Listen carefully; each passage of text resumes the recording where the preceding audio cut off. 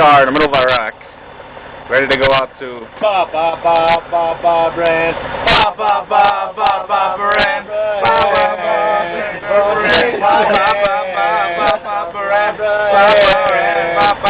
You got me rocking and a rolling, rocking and a rhythm, brand. Looking for a hand. I thought I'd take a chance. Brand. You got me rocking and a rolling, rocking and a rhythm, brand.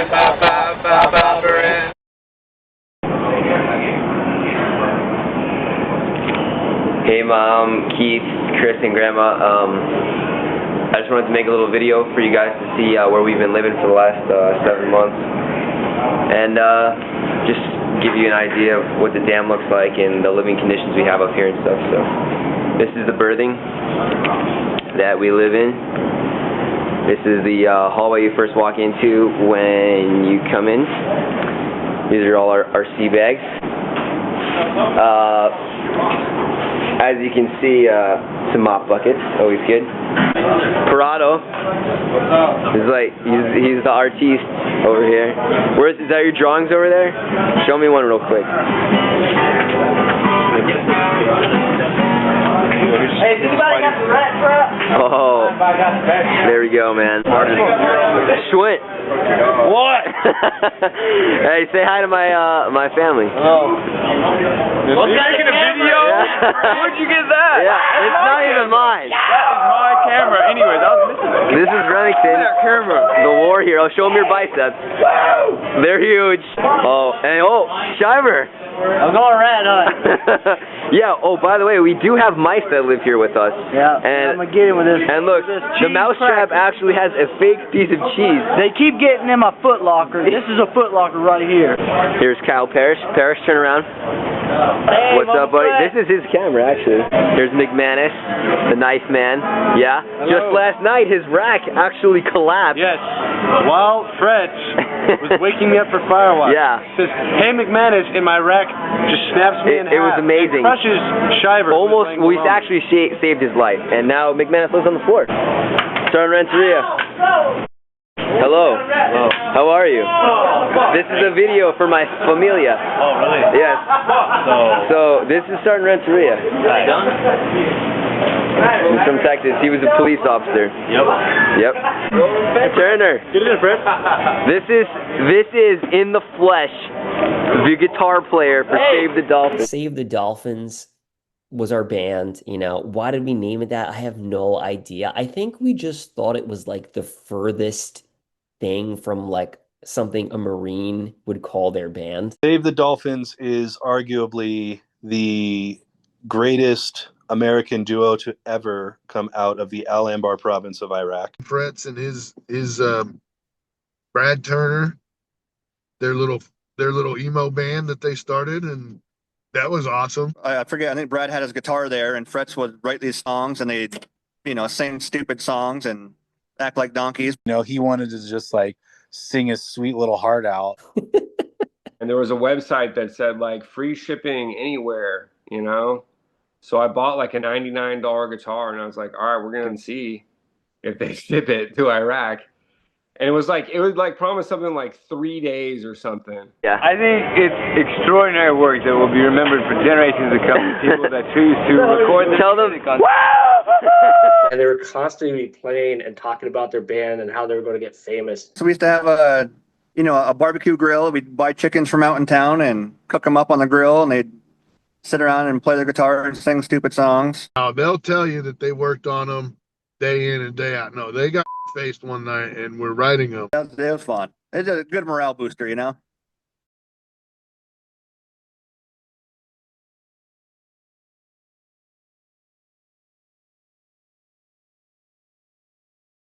I do remember first meeting your father, and just how intimidating and strong he looked and acted. He was intimidating, man. He's a bit intimidating to me, and not many people intimidate me, but he was pretty intimidating.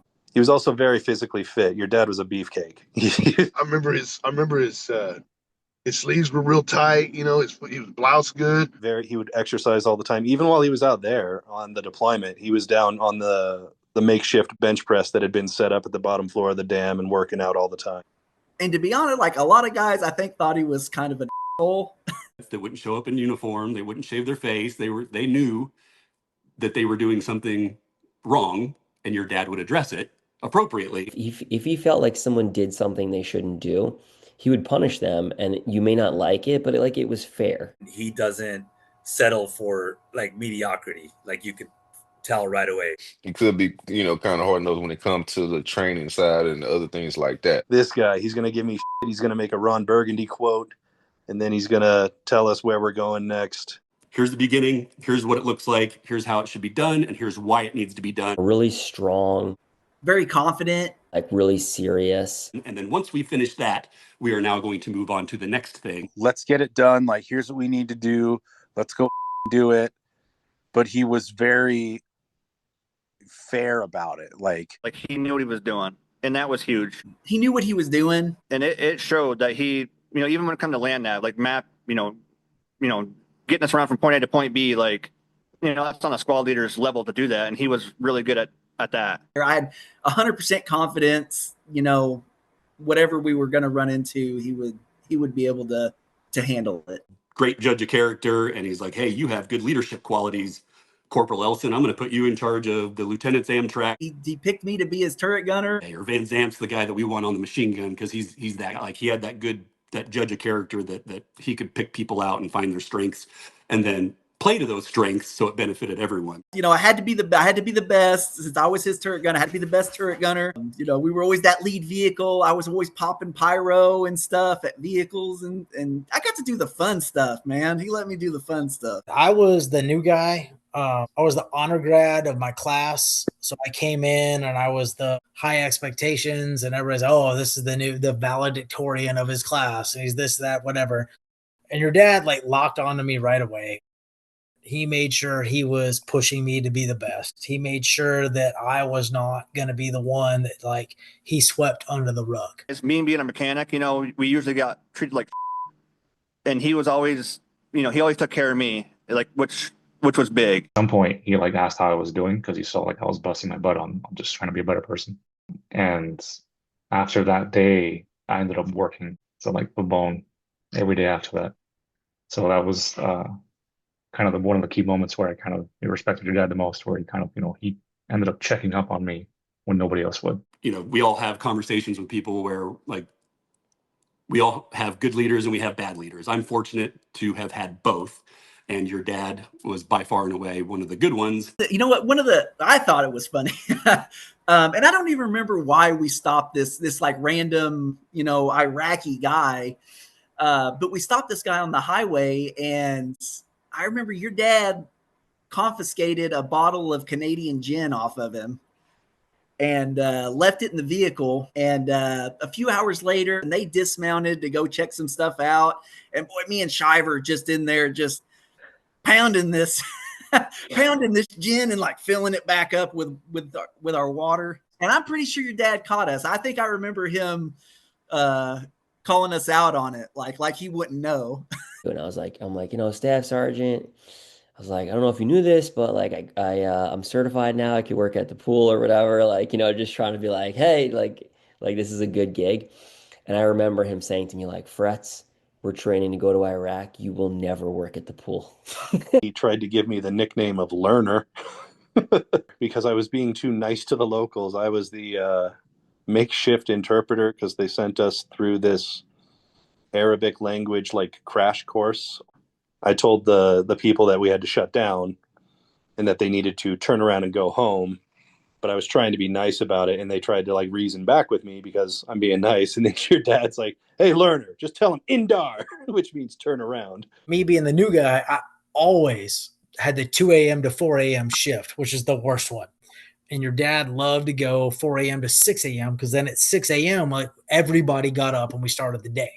So I went down and woke him up and I was like, hey, you know, 15 minutes for, hey, Staff Sergeant, you you got to get up. You're ready for your shift. Okay. All right, you know, leave me alone. Okay, all right. And I crawl back up in the turret.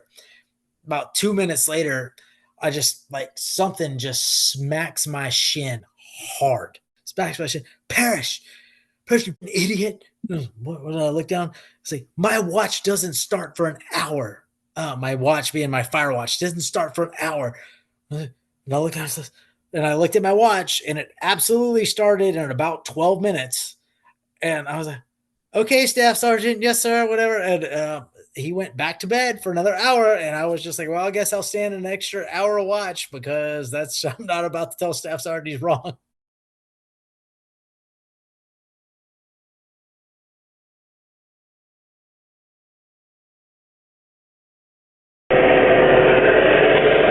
Well, here we are. It's Christmas morning at 7:35, and we're sitting out at an OP on Iraq. This kind of sucks. Let's say hi to everybody. In front of me is driver Kyle Parrish. Merry Christmas. Hey, what's up, buddy?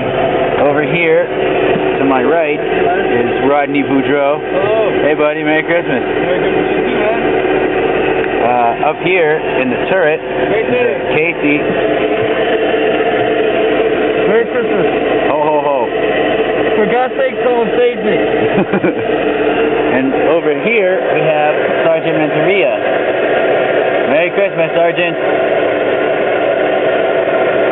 Oh, you can't say Merry Christmas? Feliz Navidad. Feliz Navidad. There we go. So, Merry Christmas, and see you guys soon. So this was Christmas Day, Christmas morning, 2005, and our mission was the standard mission: go out, be on patrol, do Overwatch. Occasionally, we would take this main road through this little town called Baghdadi. And Baghdadi, I think, also had a really bad reputation of being like a hotbed for insurgent activity. Our route took us through Baghdadi, which took us right by the front entrance to Al Assad Air Base. Perfect opportunity to give, the guys the chance to call home, send an email, get a hot meal. Hot food that's pretty darn good, especially compared to the junk we're eating in MREs or stuff sent to us from home that runs out very quickly. Got Burger King there. You got Pizza Hut. You got the PX. I can go to the PX. I could buy some snacks. It was like Disneyland, basically. I mean, I was super stoked because we're going to Al Assad. We're going to get some food and some mail. I can't remember why, but we had stopped and dismounted. The guys had like your dad and Elson, and I think McManus may have been there. Shiver and Van Zant in the vehicle, and then me, Elson, and your dad. They were out walking kind of in front of the Humvee. Everybody's dismounted from our vehicles. The vehicles are still parked in the roadway. Everybody's dismounted. We're all just kind of standing outside the vehicles, watching for bad stuff. And this freaking crazy dump truck just, come barreling around the corner. Like a big blue Mercedes old dump truck. And it's coming towards us, and it's not stopping. Which isn't, normal for traffic that can see military vehicles right in front of them unless they're up to no good. And it felt like it happened in just a split second. Your dad starts shouting Auguf, which everybody knows at this point. Auguf means stop. Like I'm racking the bolt back on the 240. Truck is just hauling and it's coming around the corner, doesn't really slow down, but it's just moving. I'm thinking, my God, this is a dump truck size vehicle borne IED coming right at us. I remember your dad being like right in front of me. And I was like, oh, I can't shoot nothing. So we all kind of look at each other. This guy's getting close, too close for comfort. He wants to blow us up.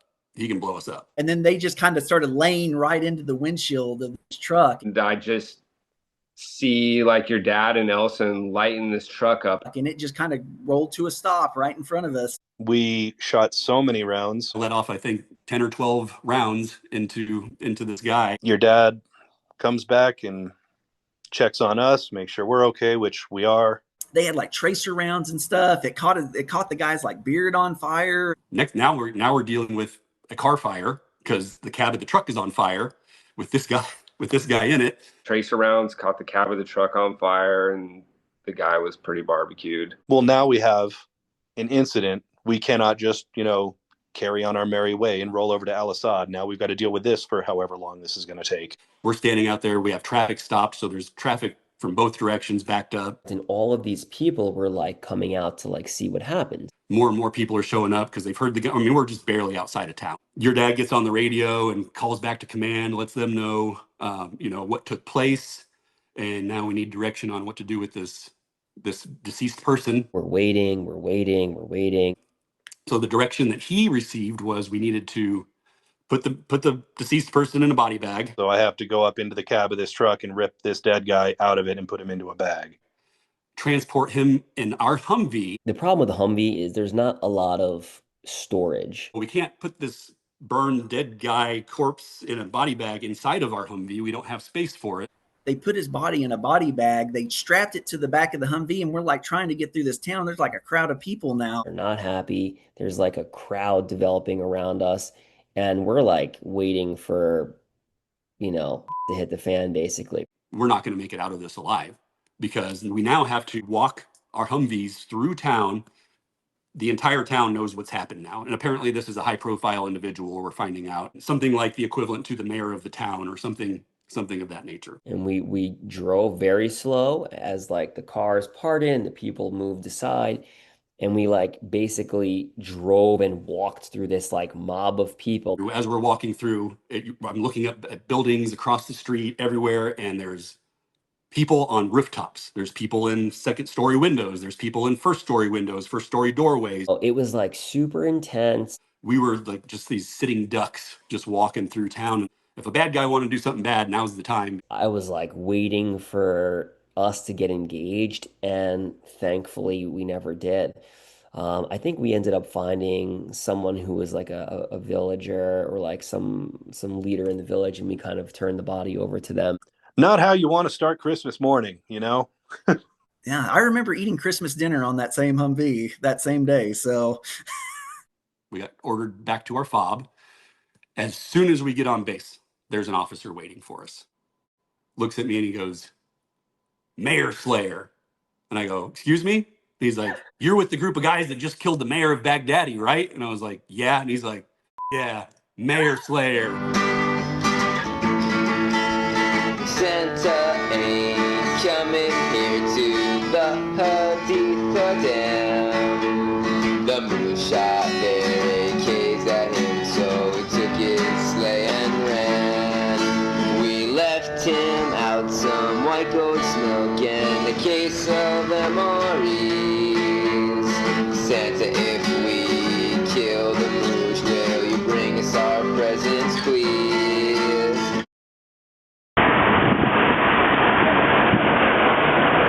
Hey Mom, Keith and Chris and Grandma, it's me again. I'm just making a little video of the ramp so you guys can see where we have all our vehicles. This is Bravo. This is at the dam. That's Bravo, Charlie, Alpha, and Delta on the 7-ton.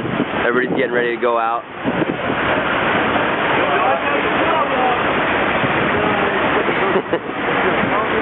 Everyone's just getting ready to go out. Shivers. Good morning, Mom. By the way, that rat last night, that rat got away with my mousetrap and my tracker. That son of a... Yeah, he got We'll get him. I'm going to get him tonight. All right. There's the 7-ton. And then there's second section over there. No, this ain't even mine. This ain't even my car. I think that day we were like, that morning we were in an overwatch position. Providing like support for a sniper team. We were out there for like a couple of days. We were actually headed back to base. We had gotten the magical 3-letter acronym RTB. Hooray! So, you know, second section was coming to relieve us. They're driving, you know, to where we were. They get to where we were. We do like a little kind of left seat, right seat, which we would call like, you know, like a turnover, like explain to them like what the deal is. We were on our way back to the dam. It was like a 4-vehicle convoy. I had been shifted to be the vehicle commander in Delta vehicle, which is where we had Doc from the Navy, our Navy corpsman, Doc Joe Braxton from Texas. Your dad was still obviously in Alpha Vehicle, which was the lead Humvee that had the Blue Force tracker. Turner was the vehicle commander of Charlie. Renteria was the commander on Bravo. We were on like the main road that ran from like Al-Assad, Baghdadi, back up to Haditha.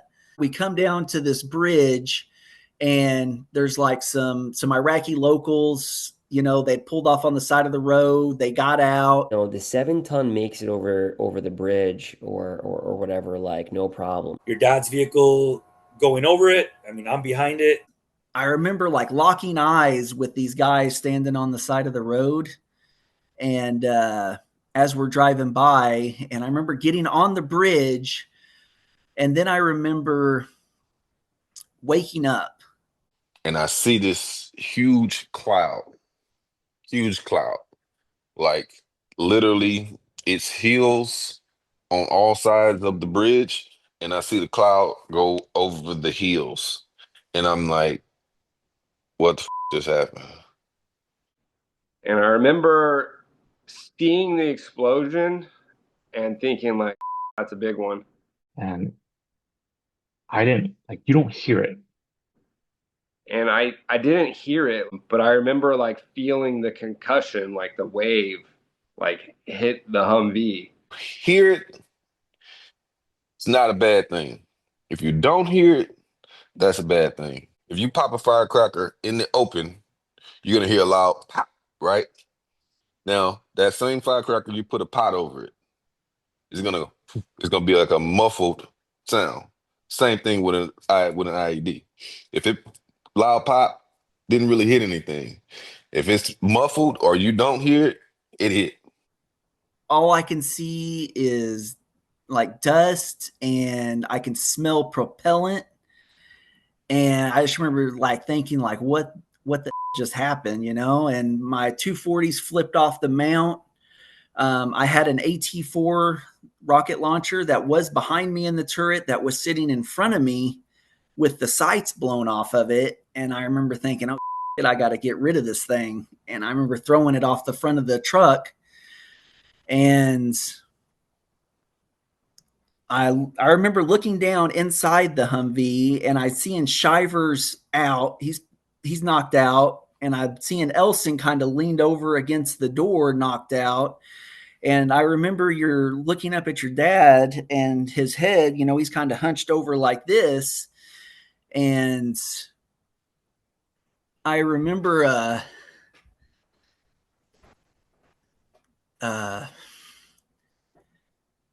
remember yelling for him, like, you know, staff sergeant. And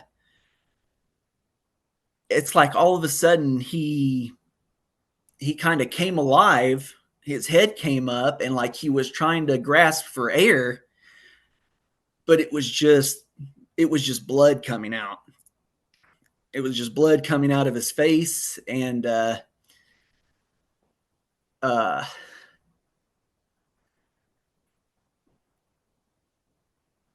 I'm feeling on myself, trying to figure out why I'm in all this pain, and I look up and I hear this horrible gargling noise, and your dad was turned in his seat and looked at me and was holding his throat and was just I remember thinking like, oh, you know, this is bad. So immediately I just the driver's like, I can't even, or Werner's like, what do you want to do? What do you want to do? And then I just get on the radio and I start putting people into position, start setting up security positions, because we need to hold security for the down vehicle, and we need to go extract those Marines. And I remember, I'm standing up. I stood up in the turret, and I'm like getting on the radio, you know, like I need Doc down here right now. You know, Staff Sergeant's up. My vehicle has Doc, and the only thing I need to know is that they need Doc right now. So I jump in the Humvee. They drive me down. I remember standing up on top of the vehicle and almost falling off of it, and kind of jumping down the back and going around to see if I can, you know, get the door open. But the whole side of the truck's up. I try to open his door, and it's completely just wedged shut. It's completely imploded in, and the metal has wedged itself in to the point where nobody's getting this door open. It was like the Hulk just punched that door with everything he had. And I think I remember them. I don't know how they did it with all the crap that was in the truck. Humvees are tight. It has a big radio right there in the middle, and then, like I say, Sebastian McQuigg, 200+ pound guy, full gear. We've got a massive radio cage and Blue Force tracker to try and wedge him through.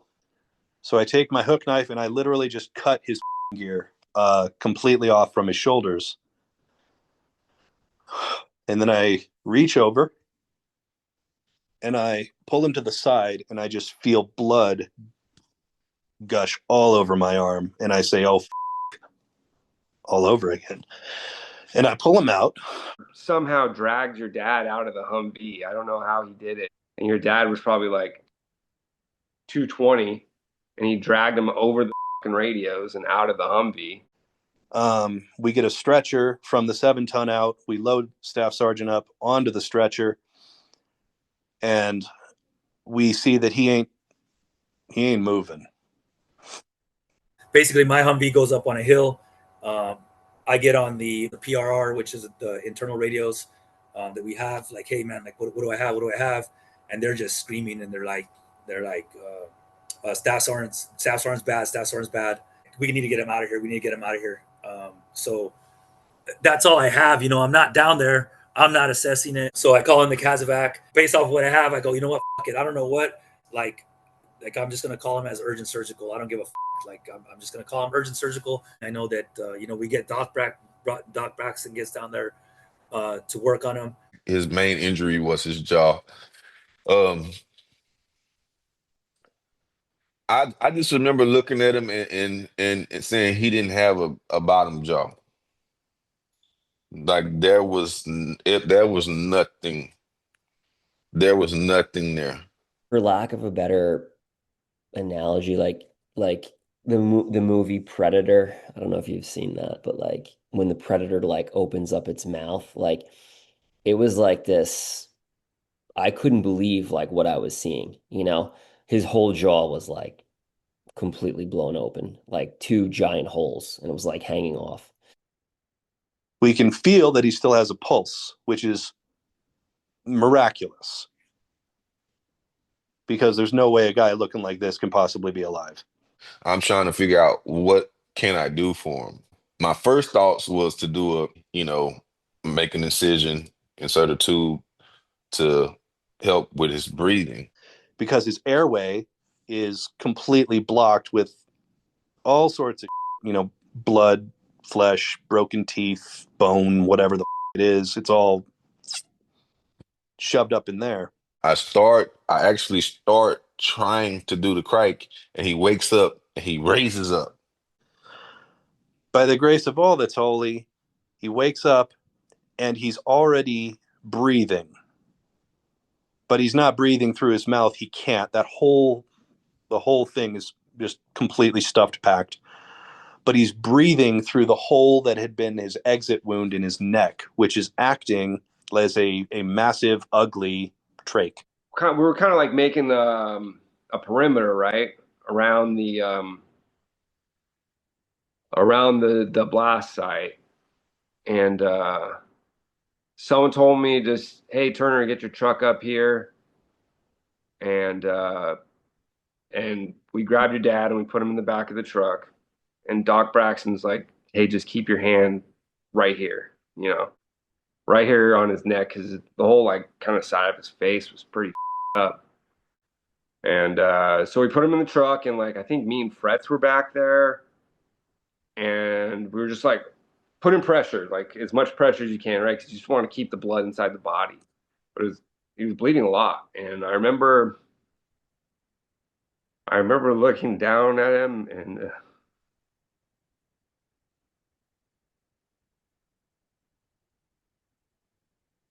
if I had $1 million,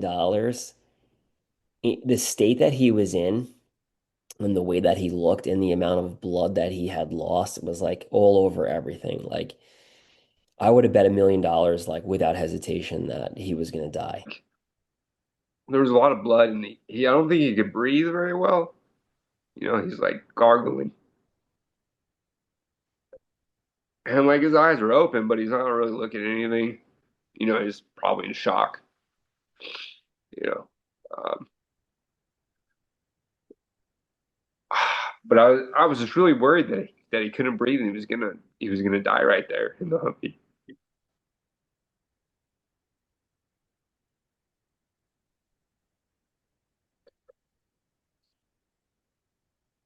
I was just really scared. And we drove him to where the chopper was going to be.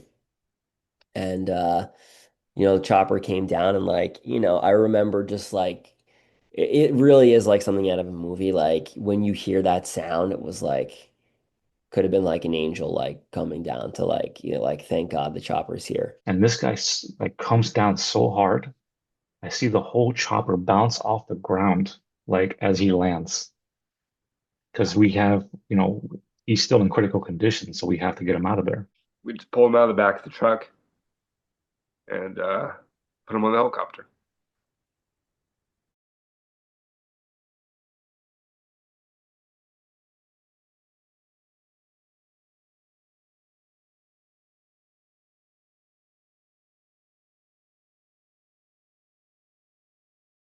I knew that he had a kid, you, and I knew that he had a problem with his marriage at that time, and I didn't know like what was happening with you guys. I just knew that you were staying with like your grandma or something, and like that tore me apart because I'm just kind of like, if he dies, I'm gonna be so pissed because like he was busting for you, and I found out about that, and I'm just kind of like this is heartbreaking.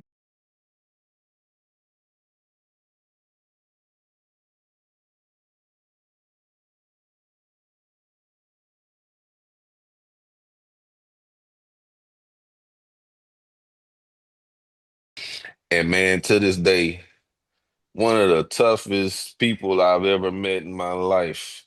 Like, there's no way, dude. Like he, you know, it wasn't no tears. You couldn't even tell he was in pain. And I think, you know, that, you know, you are part of the reason that your dad survived because he obviously had something to fight for, something to stay alive for, right? You could tell in those moments that he was fighting to stay alive. And I'm sure that you are part of the reason that he was, you know, not giving in. And like I said before, man, like, you know, your dad was kind of a hard ass up into that point, and we weren't like best friends or anything, but I think at that point, like all that went away, and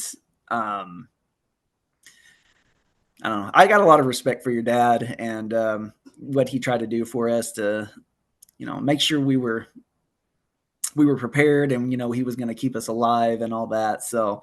How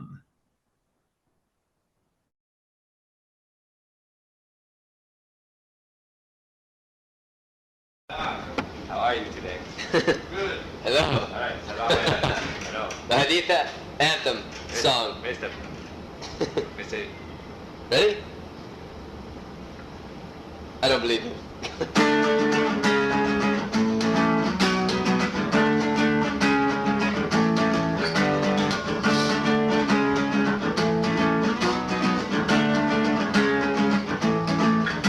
Oh, this is the Haditha anthem you see. We're 3rd Platoon, part of Bravo Company. We're the bastard children of the whole Marine Corps. They like a Saigon whore. We drink, fight, steal the girl you once knew. With one of us, you with the whole crew. Well, Walzak wanders off a cliff and then falls, and Repo's head's the size of the late Biggie Smalls. There's Remington's biceps that are oh so big, and our fearless leader, Sergeant McQuigg. He'll make fun of your mom and throw hand grenades, and he'll cry for a rematch when he's beaten in spades. None of you hygiene, it leaves quite a stench, while Petty cooks his chickens with a 9/16 switch. Whiting lets Clayton punch him right in the face, and Elson starch Adams that pulls out of place. Sergeant Bonanno sends his arms from his rack way to Al-Assad to pick pick up our mail sack. Oh, this is the Haditha anthem you sing.